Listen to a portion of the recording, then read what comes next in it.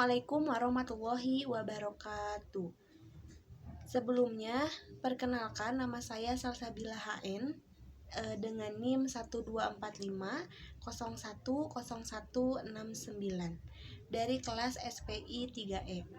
Hari ini saya akan membuat chapter report yaitu untuk memenuhi tugas mata kuliah Sejarah Islam di Indonesia masa klasik.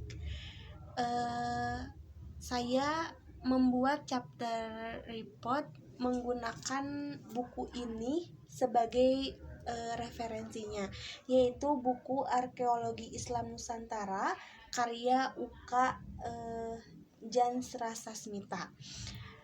Kebetulan saya mendapatkan chapter 5 yaitu mengenai ekspedisi Tiongkok ke Nusantara, yaitu kunjungan Cheng Ho ke Palembang.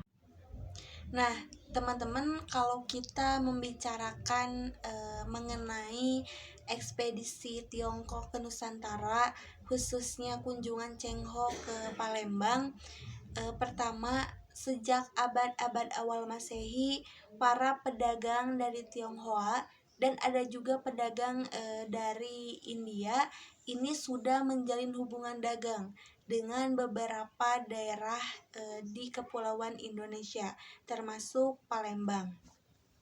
Nah, jalur perdagangan internasional antara Asia Barat, India, Asia Tengah, Asia Tenggara, dan Tiongkok ini menggunakan jalur Selat Malaka, yang menjadikan Selat Malaka ini menjadi sangat penting dan banyak dibahas oleh para ahli sejarah. Nah, hubungan pelayaran dan perdagangan internasional ini didorong oleh berkembangnya 3 kerajaan besar pada abad ke-7 Masehi, yaitu dinasti Tang dari Tiongkok, kerajaan Sriwijaya dari Nusantara, dan Bani Umayyah dari Timur Tengah,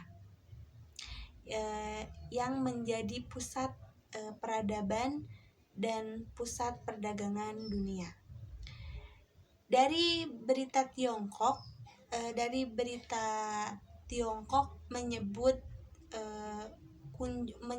kunjungan Yijing, yaitu seorang biksu Buddha dari Tiongkok yang berkunjung ke Sriwijaya, ini menandakan Palembang saat itu sebagai pusat pembelajaran dan pusat perdagangan. Pada abad ke-7 Masehi, Palembang sudah banyak dikunjungi oleh orang India, Arab, dan Persia. Dan menurut sumber-sumber Tionghoa pada awal abad ke-8 Masehi menyebutkan kedatangan 35 kapal dari Persia ke Palembang.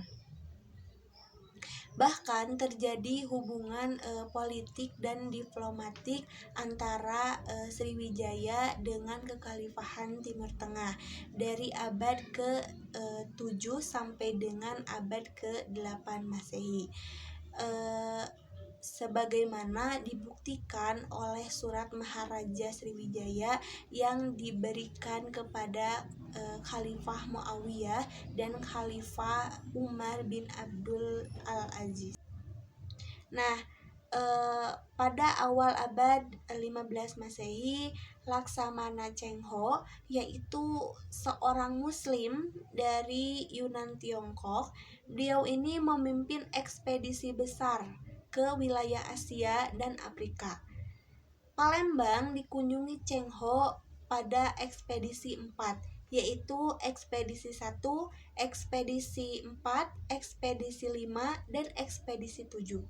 Pada ekspedisi pertama, Cheng Ho menumpas bajak laut pimpinan Chen Suai, dan beliau juga menjaga keamanan Palembang sebagai pelabuhan penting.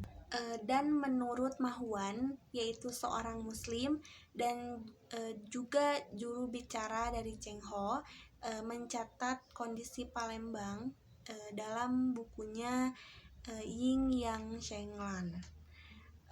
Ia menyebutkan luas wilayah, aktivitas perdagangan, hasil bumi, dan adat istiadat masyarakatnya. Palembang pada saat itu sedang berada di bawah pengaruh Majapahit.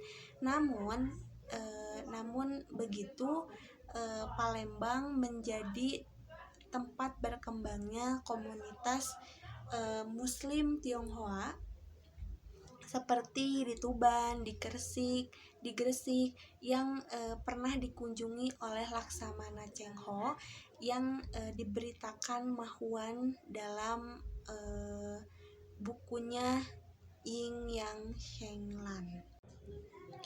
Saya menduga kenapa tidak ada pemberitaan mengenai pemukiman Tionghoa Muslim di Cirebon dan Semarang dalam Ying Yang Shenglan, karena laporan ini tidak digolongkan sebagai laporan resmi, padahal untuk Kekaisaran Tionghoa, laporan Manghua ini adalah laporan yang resmi. Selain komunitas Tionghoa Muslim, juga terdapat orang-orang Muslim dari Arab dan negeri Timur Tengah lainnya seperti Persia. Jadi dapat disimpulkan bahwa orang-orang Muslim dan kapal-kapalnya antara lain itu adalah orang-orang Persia dan orang-orang Arab yang sudah sampai ke Palembang.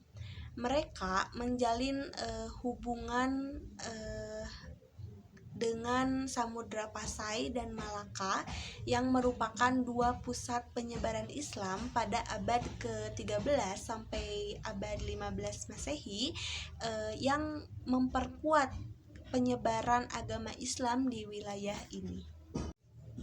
Sekian penjelasan dari saya. Mohon maaf jika ada kekurangan maupun salah kata. Wassalamualaikum warahmatullahi wabarakatuh.